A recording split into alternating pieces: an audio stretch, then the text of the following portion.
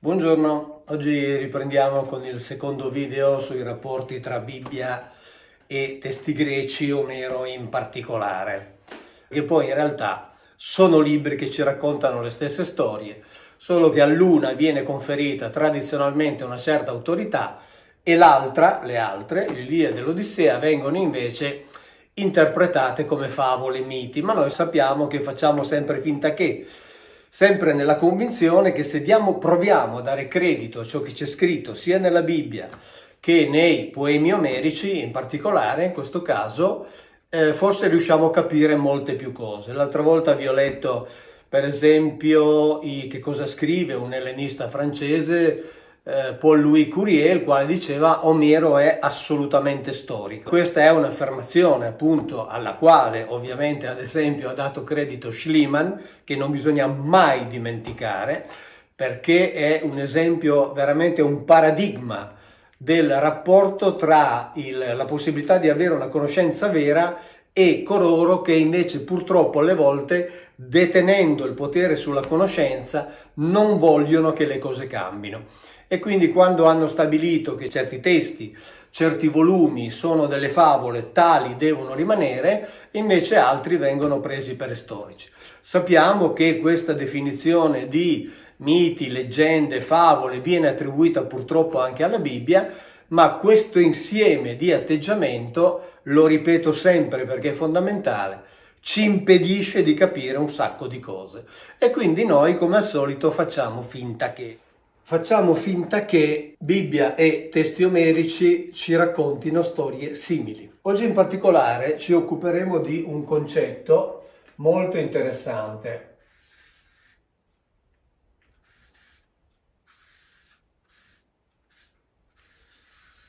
Di anchizeoi, collegato a un termine ebraico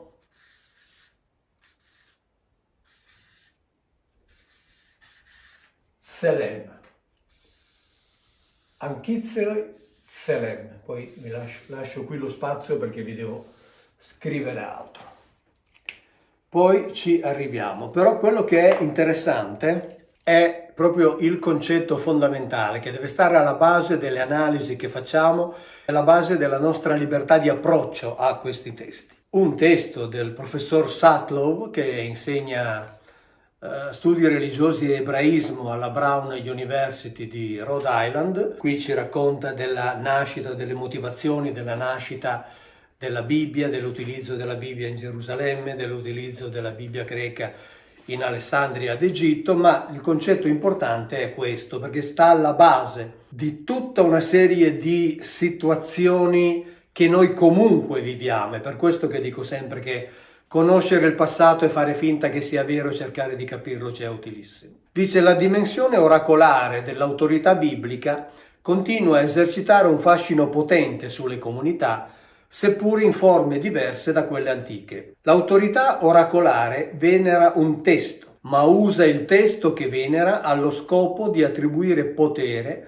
prestigio e ancora una volta autorità ai suoi interpreti. È questo il genere di dinamica che ha portato alla formazione della maggior parte delle principali religioni del mondo. Il testo che queste istituzioni e organizzazioni mettono sui propri altari e offrono all'adorazione dei fedeli sono, in un certo senso, sottoposti all'arbitrio della comunità dei loro interpreti. Ciò che è importante è capire che chi controlla il passato, chi controlla la conoscenza, chi gestisce il passato, di fatto controlla il presente e programma il futuro.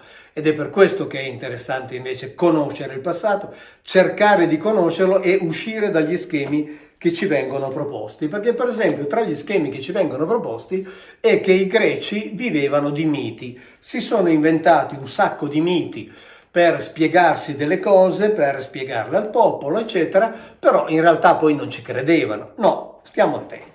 Paul Veyne, archeologo, docente presso il Collège de France, ha scritto tra i tanti anche questo testo, I greci hanno creduto ai loro miti, testo nel quale sono contenuti dei concetti importantissimi perché ci aiutano a capire proprio tutto questo discorso che stiamo facendo.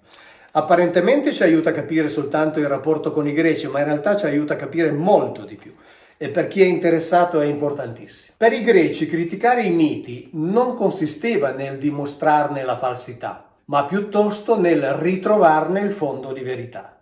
È quello che stiamo cercando di fare umilmente, tranquillamente, ma con un po' di determinazione. Perché questa verità è stata ricoperta di menzogne, l'abbiamo già detto altre volte, parlando di San Cugnaton che aveva scoperto di quante menzogne fosse stata ricoperta la verità concreta dell'antica storia egizia da parte della casta sacerdotale. Bene, Pausania, cita l'autore francese, dice: da sempre, innalzando un edificio di immaginazioni su di un fondamento di verità, si è portata la maggior parte delle persone a non credere ad avvenimenti che sono accaduti altre volte e che accadono ancora. Attenzione. Coloro a cui piace ascoltare il racconto dei miti sono anche portati ad aggiungere a questi le loro futilità. Cioè ognuno poi è libero, siccome sono miti, ognuno è libero di elaborare. No, questi che aggiungono futilità non raggiungono altro in questo modo se non negare quella verità che contaminano di menzogne.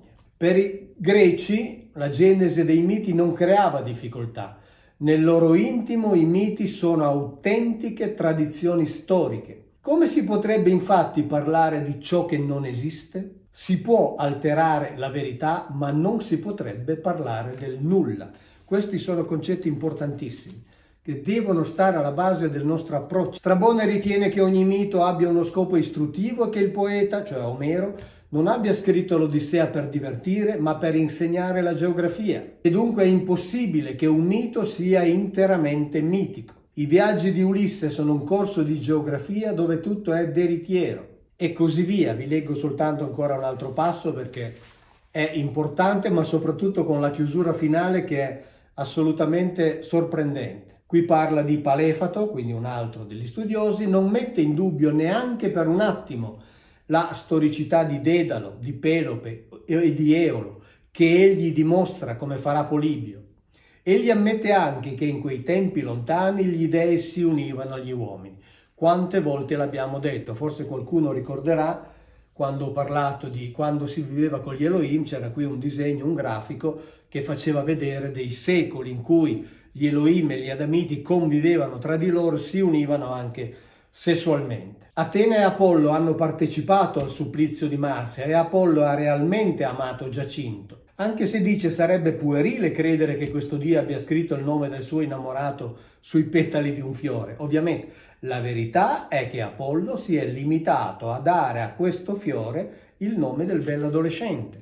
Cioè siamo nell'ambito di racconti molto concreti e dunque credibili. Ma veniamo all'aspetto curioso in particolare, perché qui ci si allarga anche alla religiosità dei Romani. Dice: ora, se la nostra intenzione non è quella di costruire dei dogmi sull'esistenza di Dio o degli dei, dovremo limitarci a constatare che i greci credevano ai loro dei. E parlando del culto che veniva riservato agli imperatori, sapete, venivano divinizzati, per cui noi siamo portati dalla nostra tradizione, dalla nostra educazione a dire: per fortuna da un lato c'è stata la Bibbia che con i giudei hanno conseguito l'altissimo vertice religioso del monoteismo, perché dall'altra parte c'erano i pagani che, poveretti, erano talmente stupidi che arrivavano a divinizzare addirittura i loro imperatori. Sentite cosa dice. Un fatto mostra fino a che punto arriva la nostra doppiezza con noi stessi. Anche se gli imperatori erano considerati dei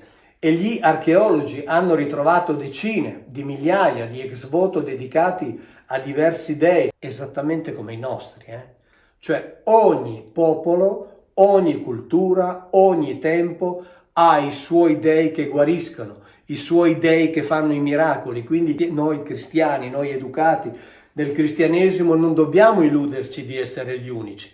Tutti avevano i loro santi in paradiso, ma attenzione al concetto fondamentale. Quindi hanno trovato ex voto dedicati a diversi dei. Non esiste tuttavia neanche un solo ex voto dedicato ad un imperatore Dio. Quando i fedeli avevano bisogno di un vero Dio, non si rivolgevano all'imperatore. Questo è un concetto fondamentale. Ci fa capire che siamo uguali. Non esistono i monoteisti intelligenti e i pagani stupidi. Ognuno quando nasce si sente dire hai la fortuna di essere nato nel posto dove c'è la religione giusta. Questo già da solo spiega tutto. Ma attenzione, quelle differenze che ci vengono prospettate da sempre in realtà non esistono, non erano così stupidi. Avevano il loro ex voto, i loro dei che ritenevano veri, così come i cristiani hanno gli ex voto alla loro divinità o madonne, eccetera, che ritengono vere. Quindi non cambia assolutamente nulla. Però adesso arriviamo a questi concetti di Anchizeoi e di Tselem. Perché? Perché sono i concetti iniziali.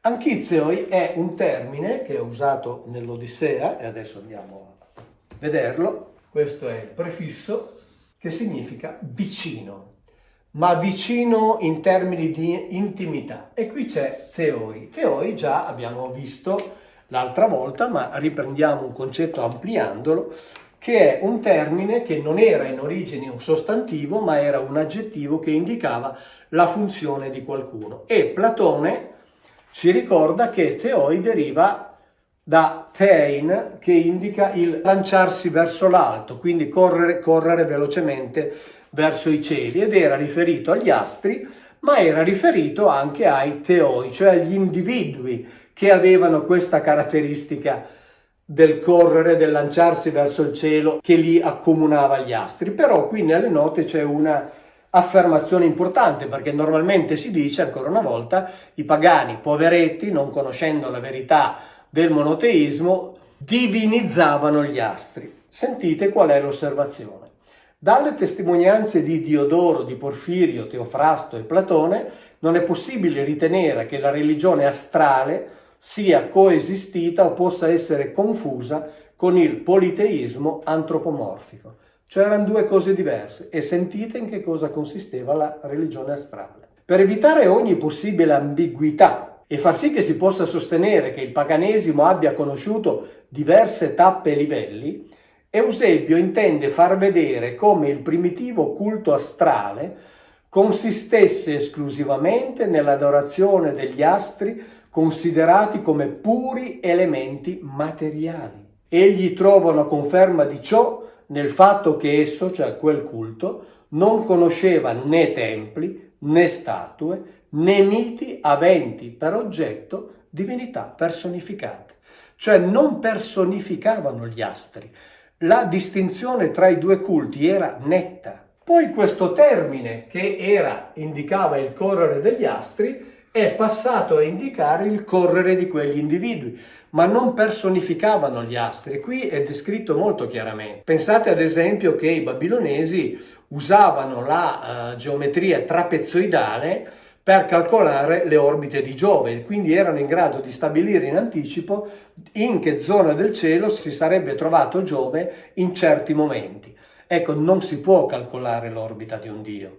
Non erano così stupidi e lo sapevano molto bene, e qui per fortuna viene messo in evidenza. Ma c'è un altro aspetto che è interessante. Eusebio è veramente una miniera. Si dice: per quanto riguarda i giudei, le notizie più attendibili, poiché sono conformi sia ai nomi dei luoghi che a quelli di persona, sono narrate da San Cugnato di Berito, che aveva avuto tra le mani le memorie redatte da Ierombalo, sacerdote del dio Yevò, cioè Yahweh. Costui aveva dedicato la sua storia ad Abibalo, re di Berito, ed essa era stata apprezzata da lui, cioè dal re di Berito, e da coloro che egli aveva incaricato di accertare l'esattezza dei fatti narrati. Quindi San Cugnato ha svelato l'inganno dei sacerdoti egizi, le cose sono state verificate e sono state considerate esatte. Guardate che è fantastico. Tutti costoro vissero in un'epoca anteriore alla guerra di Troia. Quindi Eusebio cita la guerra di Troia come un fatto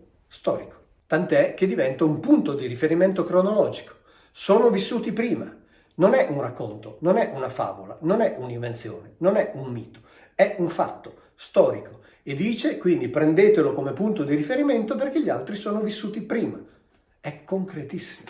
Tutti costoro vissero in un'epoca anteriore alla guerra di Troia e vicina al tempo di Mosè, come mostrano le liste di successione dei re della Fenicia.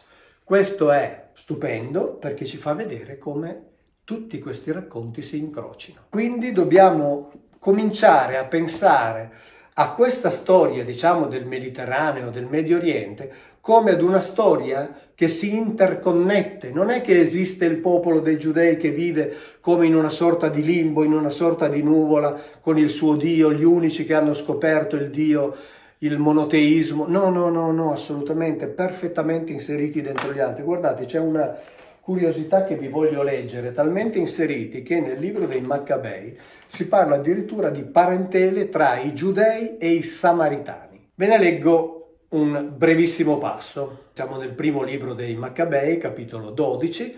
In questo scambio di lettere si dice: Areo, re degli Spartani, a Onia, grande sacerdote, salute.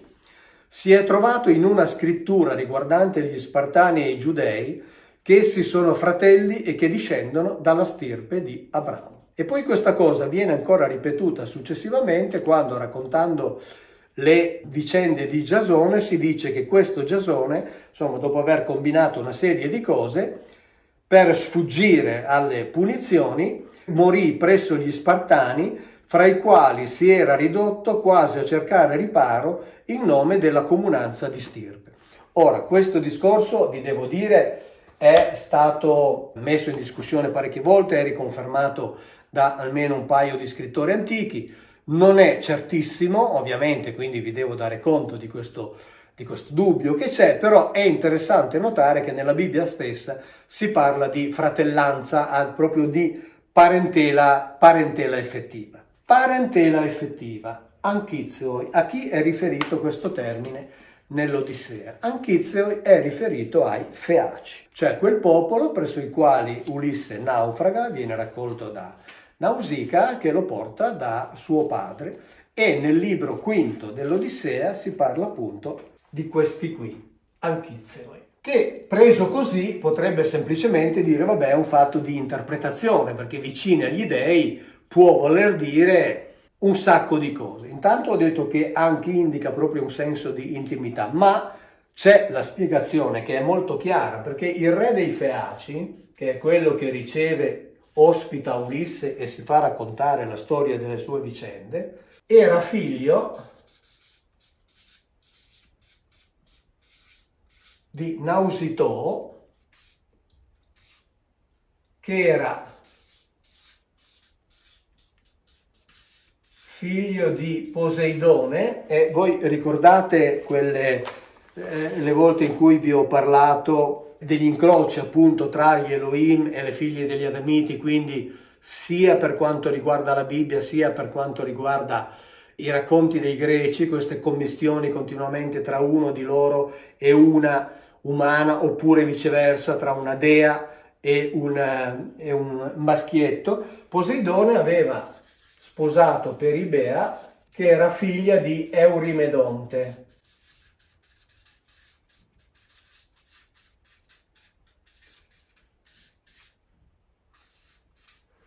Quindi la consanguineità era netta. Il re dei Feaci era nipote diretto di Poseidone.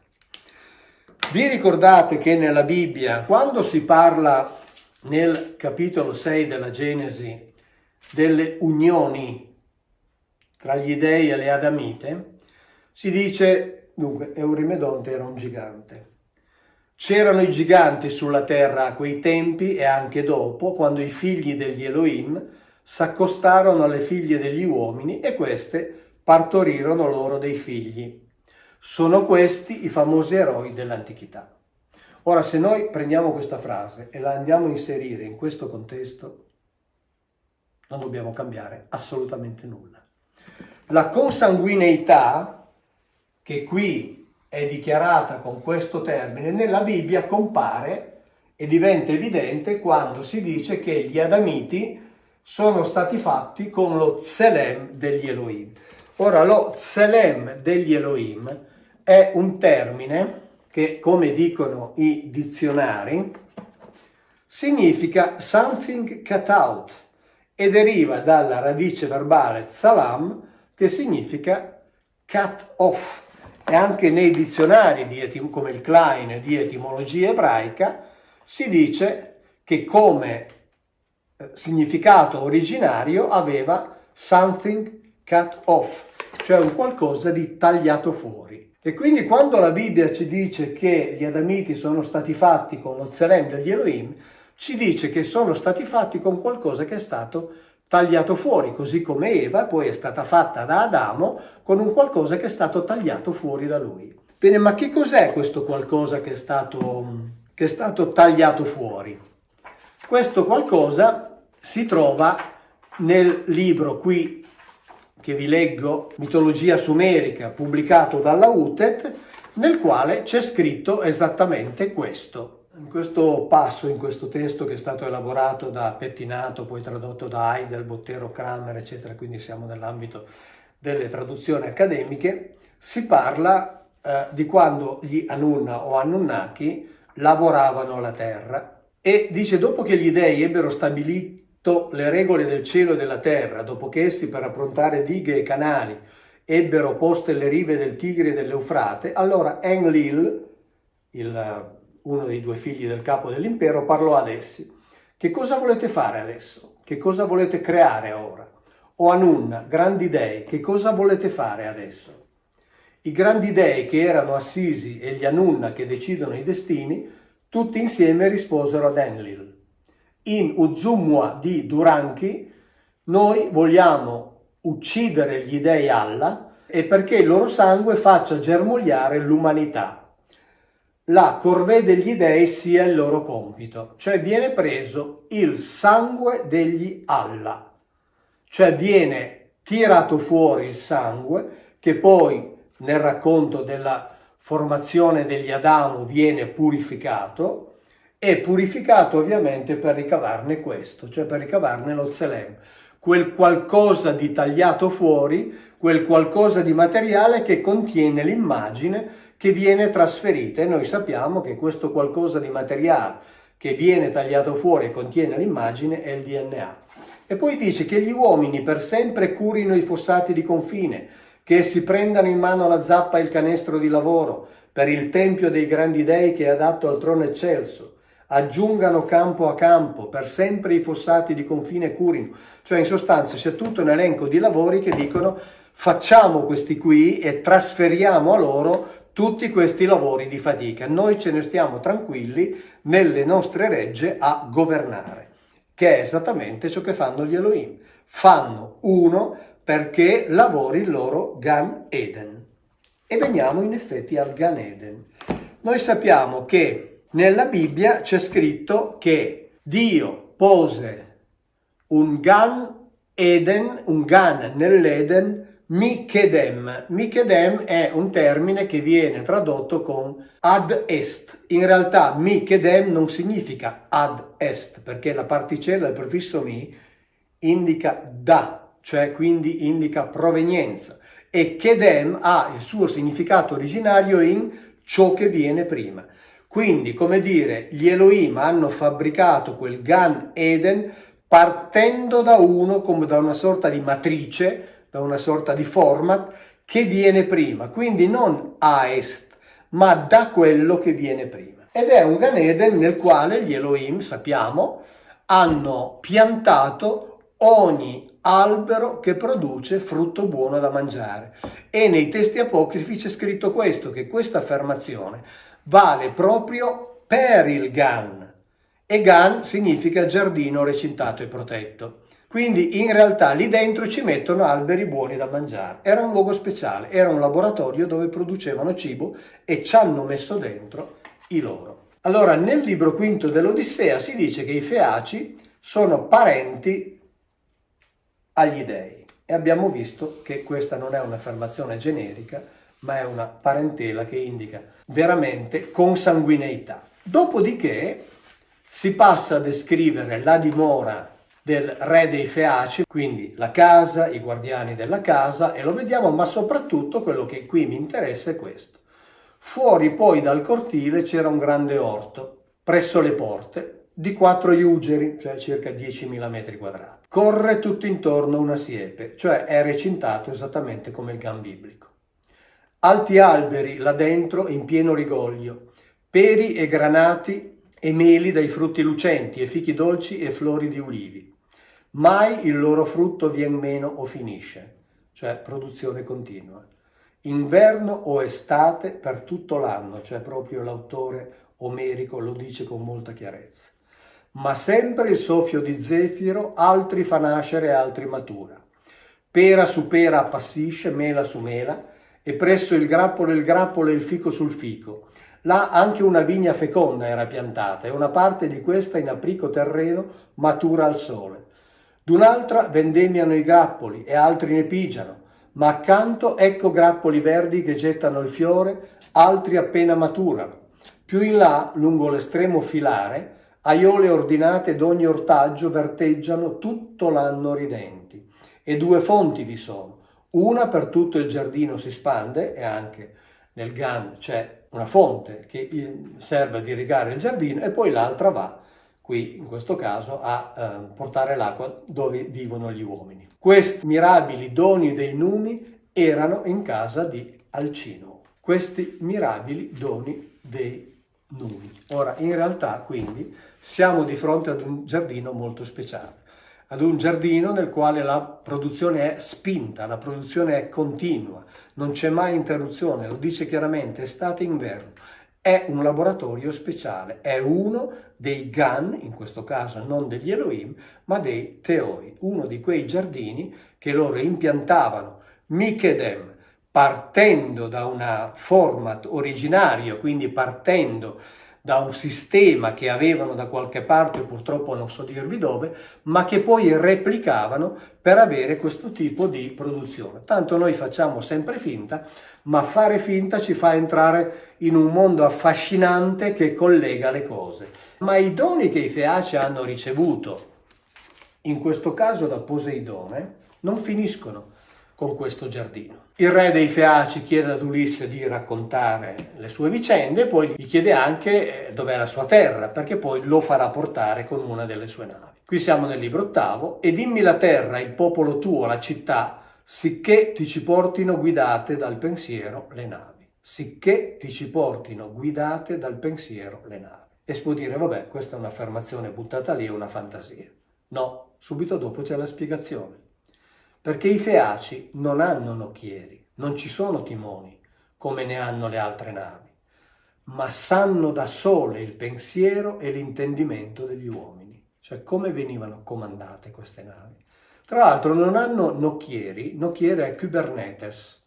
Non a caso da Kubernetes deriva la nostra cibernetica, cioè il rapporto che si può avere con i meccanismi attraverso, diciamo così, metodi non tradizionali. Sanno da sole il pensiero e l'intendimento degli uomini, e sanno le città e i pingui campi di tutti, cioè avevano dentro le mappe di tutto il territorio, dei mari, delle coste, e l'abisso del mare velocissime passano, di nebbia e nube fasciate, mai hanno paura di subir danno o di andare perdute. Sono navi veramente stranissime. Abbiamo letto prima, in uno di questi autori che si occupano dei miti greci, e c'era scritto non si possono inventare queste cose che non esistono, non potevano inventare cose che non esistono, soprattutto di questo tipo. Navi guidate dal pensiero, navi che non hanno bisogno di timoniere, navi che conoscono la rotta, navi che conoscono le coste e i territori, navi che non temono di perdersi nella nebbia, viaggiano circondate da una loro nebbia. E allora torniamo a fare un parallelismo biblico e andiamo a Esodo 16, navi che viaggiano circondate dalla nebbia, da una loro nebbia. Nel capitolo 16 dell'Esodo c'è scritto che mentre Aronne parlava a tutta la comunità dei figli di Israele, si voltarono verso il deserto, quindi guardavano Aronne e vediamo bene la scena, si voltano verso il deserto. Ed ecco che la gloria del Signore apparve nella nube.